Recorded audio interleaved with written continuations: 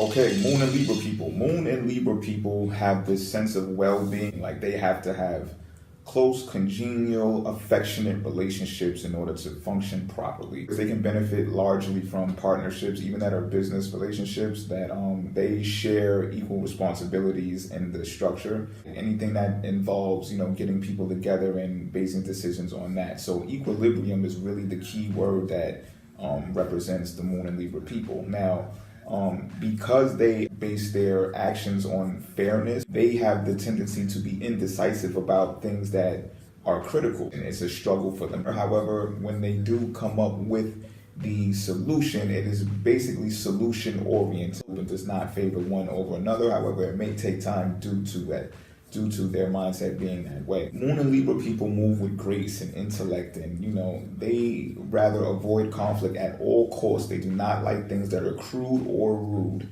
And just because they move so elegantly, do not mistake them for pushovers, because you'll find out that when you push them to the edge, they will show you a temper that you would not believe.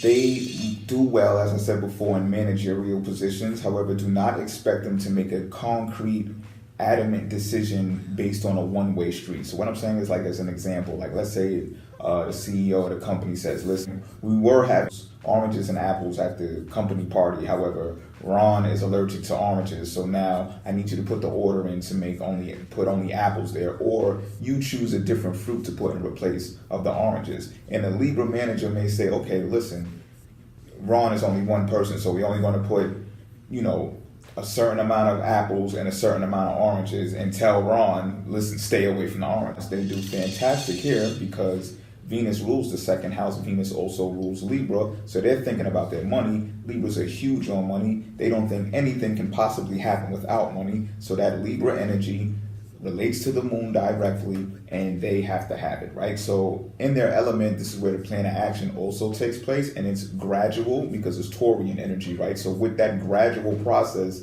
Moon and Libra people are able to become real efficient in decision making because they actually get time to piece things together from different points of view. See, when it comes to the second house, it's like, okay, we need a plan of action. It's not just action. Second house also has the ability to interact with their finances, their personal finances. So the same way that they get it, they have a tendency to indulge.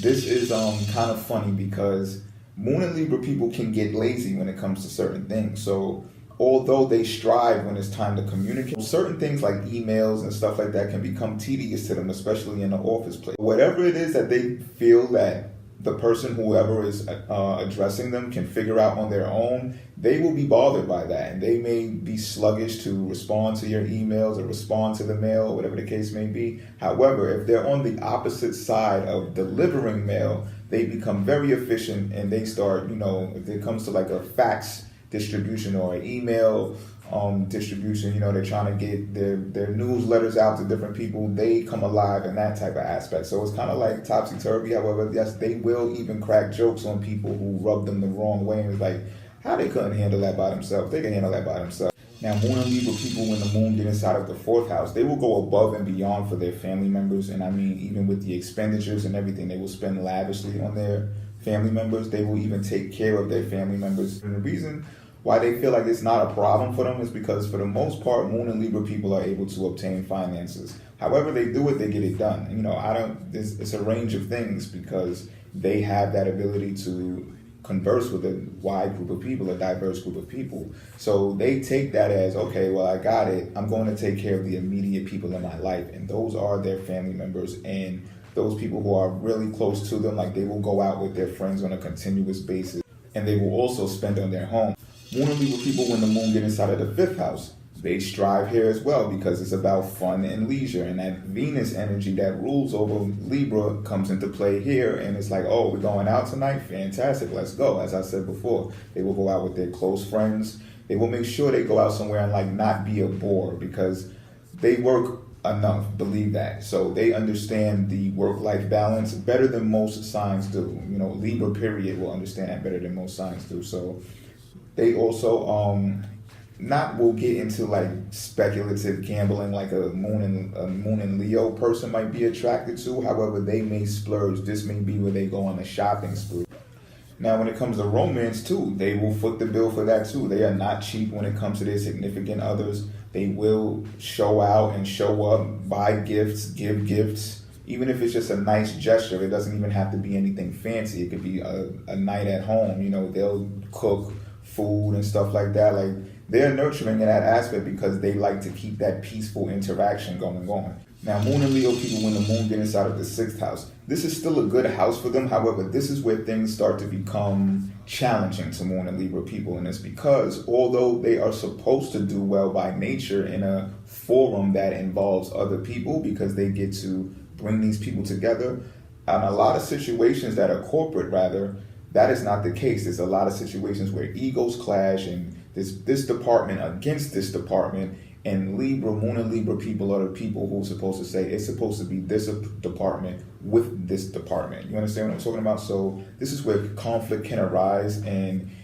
it depends really on the position that the Moon and Libra person holds. If they are in a managerial position or one that involves or entails other people, then they have to have people inside of that work setting that understand them. It's very important to Moon and Libra people, or they can suffer from the malfunctioning of the things around them because it's a disruption to their harmony. They're real harmonious people. This is where things get interesting because those people that did understand her inside of understand them, inside of the workplace, those are the people who reach out to them on a higher level and say, listen, I've seen your work. I've seen how you move about. I like how you handle situations. So they identify the strong skill set that they possess, and they say, okay, you're going to move into this sector because of that, or you're going to move up to this position because of that. And then they finally get to exercise what it is that they're born for. Now, there's a flip side to this, and that is they will have to start making decisions more than likely that do not include everyone in the decision. Now, relationships, like it was in the 5th house, it's more fun for Moon and Libra people. They're getting to know their significant other, and it's so much fun. It's at the beginning, and you know how the beginning of relationships can be. But when it gets into the 7th house, this is where things get tricky for them, because now it's supposed to get personal, and it's supposed to be some ground rules of a foundation that says, okay, we're building together. And what happens here is things start to complicate because Moon and Libra people have standards, all right? Now, what happens is whatever energy was inside of the 5th house, it's supposed to mature in the Moon and Libra person's eyes now and say, okay, well, how are we going to advance based upon the foundation that we built over in the 5th house? We've been romantic. We've been around each other. We went out and had fun. So how can we now be serious as a pair? And if it doesn't match up to the Moon and Libra person's standards, oh man. Now, it's not completely over. Like, don't get me wrong. Like, if they like you, they will try to figure out many ways to make this thing work because that is part of their nature. How can I bring a solution to the obstacles that we encounter? Moon and Libra people, when the moon get inside of the 8th house, things get more turbulent here because this is the house of research, of sex as well, and other people's money. Specifically the significant other's money. Okay, so this is when they're weighing the odds, and they may not do this with their significant other. They will look for insight from astrologers, tarot readers, family members, close friends, and you really can't compete with a Moon and Libra's immediate network. Like, as a significant other, you will be an outsider to that network. You can be that person, but still it's just like, okay, well, I'm going to my mom's house and we'll leave you flapping in the wind. It's because they are trying to figure out how to make this thing work, and they don't necessarily want to argue with you. So they are reaching out to different resources everywhere that they can possibly imagine, except for their significant other. And what happens here is the intensity, that Scorpio energy, the intensity of the research can sometimes do so much damage to them that it messes with their harmony again. So they start questioning themselves. Is this the best relationship for me? I don't know. And if the significant other picks up on it, they can start debates with them and say, well, listen, how are you going to solve something that involves me by going outside of me? You know, so things get turbulent here. On the other hand, if the significant other is doing what they're supposed to do, especially in a finance field, there's not going to be much to discuss or debate. You understand what I'm talking about? And as long as you're like, to some extent, being, you know, honest to them, like it doesn't they're going to take your word for it, Moon and Libra people. They're going to give you the benefit of the doubt. Just tell them the truth. Because they are not the type of people that's going to bug you and say, well, where were you at here? Where were you at this time? Let me see your phone. They don't really move like that at all. And when the moon gets inside of the 9th house for Moon and Libra people, this is where they can become intellectual. And they start thinking about things on a higher vibration. So, like, let's say social media, for an example, they may start making philosophical quotes because they've pondered on something that they've been going through, and now they have come up with a solution, possibly on their own. And this is how they internalize it and get through it, because they don't necessarily want to discuss it with the people that they're having quarrels with, right? Because they're trying to keep that balance. They want to keep everything fair and want to avoid conflict, like Libra energy does at all times, right? So this is where you'll see that. This is where they may be planning trips to get away from the quarrels and the turbulence that they experience as well. And depending on how things are going, like when you consider turbulence, they will probably be making these trips without their significant other. They'll probably be making them with their family members and stuff like that. So this is like a separation time for Moon and Libra people. Even if they're still in a relationship and they're going to stay in it, you will see them doing activities that do not include their the love of their lives. Now, Moon and Libra people, when the moon gets inside of the 10th house, they are going to be recognized for some type of position, and it can range from the smallest of industries to the largest of industries. More than likely, they're going to be at that establishment, or at least within that industry, for long periods of times. They are very reliable inside of the workplace, and the higher-ups do pick up on that, and they know that they can excel in whatever industry that they go inside of. So what happens here is also, because of the magnetic energy that Moon and Libra people possess, because of the way that they spend on lavish things and things of that nature, it's like an automatic for them to excel inside of these work environments, because they have to have the nice things, they have to have the flashy stuff and the newest fashions and stuff like that. And this is for the more materialistic Moon and Libra person. Like, I do understand that there are some out there that are not, but for most parts, like, I know Libras that are not so materialistic, but when the moon is in Libra, yeah, you can see them like getting certain earrings that stand out, even lingerie, down to the, maybe pantsuits and stuff like that the average woman would not wear. And that is because they've always wanted recognition. They always want to be known for something. So you bet if they're in a career and they're excelling at it, they're not only going to be known in it, they're going to make it look good.